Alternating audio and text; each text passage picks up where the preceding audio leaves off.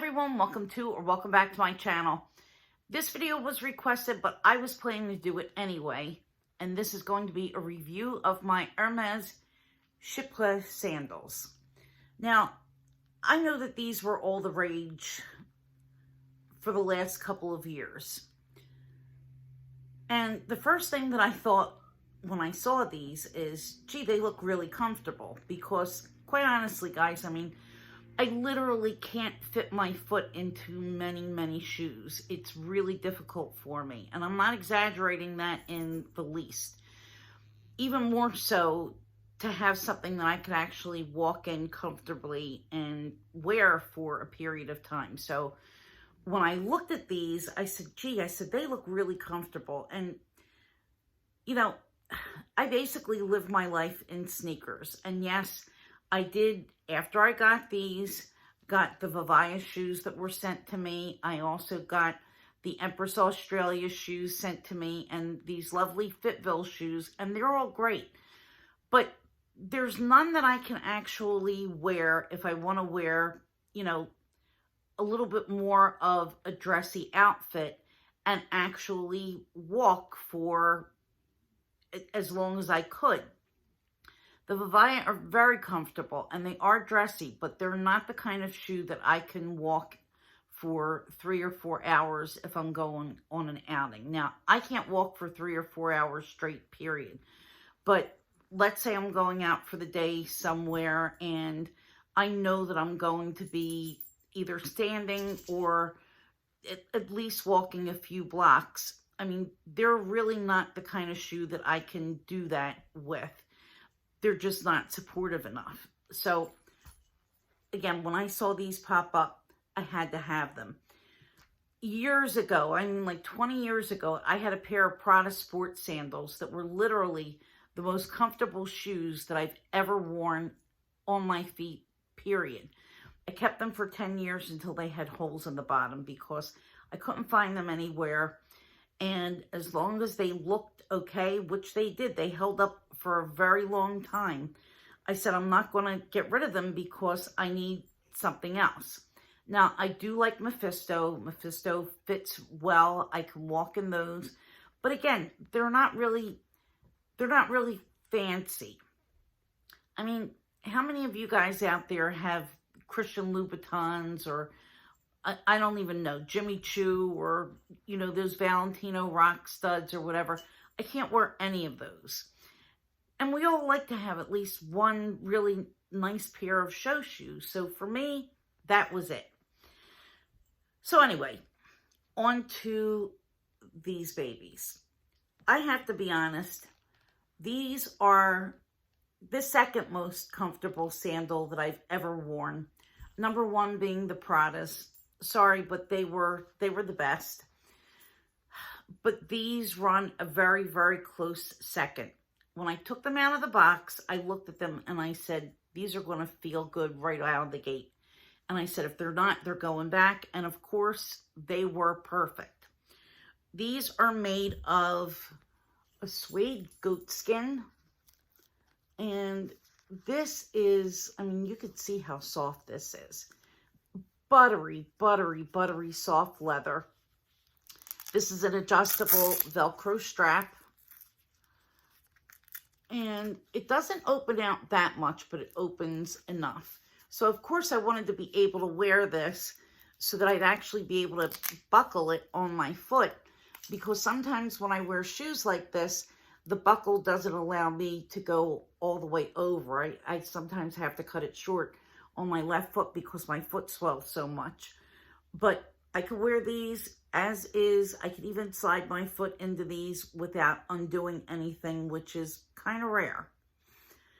But anyway, and on the bottom you could see this is an orthopedic footbed. So again, it's a natural shaped footbed and they're orthopedic. They have a really nice heel cup. They have a nice little toe ledge here. It's all leather inside. Soft as soft can be. And I don't know what the core is made out of. I don't know that they're made of cork, but They're every bit as supportive and every bit as comfortable as my Mephisto sandals. So I have no problem putting these on and really feeling stable. And I need to have this heel cup because my feet roll in. So anything that I can wear that's going to stop my foot from rolling in towards the inside is really going to help me big time. So you could see that I've worn these quite a bit. Honestly, I'd wear them every day if I could. And this is what they look like after one season of wear. And you could tell that my feet roll because I have wear where the foot goes in. So you see over here that that's where it's actually starting to wear on the inside a little bit. I never really looked into, and here's the other shoe. I did not look into whether Hermés repairs shoes. I'm guessing that they do since they spy bags, so I'm assuming that you'd be able to get these resold or possibly, you know, have the leather sewn back if it needs to be. But, you know, my thinking is really if I get a good 2 or 3 years out of these shoes or 2 or 3 seasons, if they're still in great shape, fantastic. But if I've worn them, you know, kind of on a very regular basis for that many years, I'll just get a new pair. I mean, I'm really not worried about it because it's the kind of thing that I really don't have a choice. And if these fit and if they're comfortable, I'm going to replace them. So, of course, you know, I had to get blue, and I don't remember what the name of this blue is, but I adore, it's not Bleu de Nord. I don't remember what the color blue is of these. Now, as for sizing, these are made in Italy. These are European sizes. These are a European size 37, and 37 is a size 6.5 in American sizes, and that's my size, usually a 6 or a 6.5. These fit true to size. Absolutely no trouble with them being too long, too short. They're just absolutely perfect. So, you know, as far as would I recommend them, I absolutely would. I can't walk in a Birkenstock. I know Birkenstocks are really popular. I can't wear them at all. I'm not really sure how these took off to be as popular as they are, maybe because they're like the Hermès version of a Birkenstock. I don't care. I only care that they're comfortable. And I said before, if Walmart sold these, I'd go over and fill up my car. I honestly would. I mean, I don't really care that they're Hermès. I care more that they're comfortable and that I can walk in them. And they are really nice looking, in my opinion. This leather is just incredibly, incredibly soft. So you can see that there's just a little bit of branding, and it's on the inside. You do have the H. Most people aren't going to know what that's all about. And I did see a dupe pair of these from Anthropologie. They look very, very similar. So you could go on Google and just type Hermés Chypre, and then at the top bar, it'll have, you know, all the different items that you can shop. And the one from Anthropologie will turn up in the search bar. So, yeah, I mean, I can't recommend these enough. If you have foot problems and you want a really pretty shoe, these are for you. If you just want to wear them because they're cool and in style, be my guest, you are welcome to it. But I chose them really for the orthopedic benefit, to be totally honest. You know, and I just hope that orthopedic shoes stay in style. What can I say? The more, the better. And if you hear any noise, that's Henry. He just took a toy and he's bringing it into the kitchen, and Tiger's just watching him. So they're having a good time. So speaking of Google search and doing searches, oh, he's back. I wanted to talk a little bit about how I find really cool things on Amazon, on The RealReal, on Fashionphile. What do I do? How do I search for these things? Well, first of all, the best thing to do is when you're looking for a specific item, to know the name of the item. So, okay, so you go into Fashionphile, let's say, and say you're looking for an Epi Leather Speedy. You could type in Speedy 25 Epi and see what turns up. If you're looking for the Chanel O case, which is what a couple of people asked me, well, how do you find those? I did mention this in my video about the O cases. You can't really search for O case. So what I usually do is put in Chanel pouch, Chanel clutch, or Chanel cosmetic. And all of those searches will bring up different pouches. There's no one perfect search.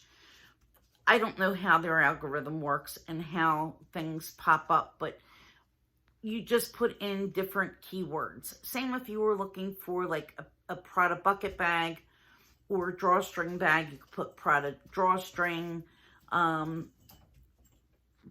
Prada pouch, whatever you can think of that would kind of describe the item, and that's how it comes up. So on Amazon, if I'm looking for, let's say, give you a good example, an Hermés lookalike bag, I'll type in H tote, or you could type in Hermés tote, or you could type in garden party, or you could type in top handle leather, and you'll get quite a few things. And if you're putting in a keyword that matches up with the seller's item, it's going to appear high up in your search. Sometimes the best thing to do is to click on something that kind of looks similar to what it is that you're looking for, and then go down to the section where it shows similar items, and you can look through those similar items. That's how I found my vanity case, the little blue vanity case that I have that came from Amazon. I think that I was searching for maybe quilted handbag or quilted something or other, and then it came up in that particular search. So that's the best thing to do. And the B. Bonjasca ring that I found, the dupe lookalike, I don't think you're supposed to say the D word. I put in B. Bonjasca ring, and then when that didn't come up, or actually, no, it did come up. It did come up, and that ring was the first in the search, believe it or not. You could also put enamel ring, enamel vine ring, different things that describe the item for whatever it is that you're looking for. And you'll see, you'll get a lot of things that turn up that way. But you do have to be creative, because especially if you're looking at the Real, they don't know what they have half the time, what the item is. They don't really leave a description, so you might just have to go by brand and then look through all the listings.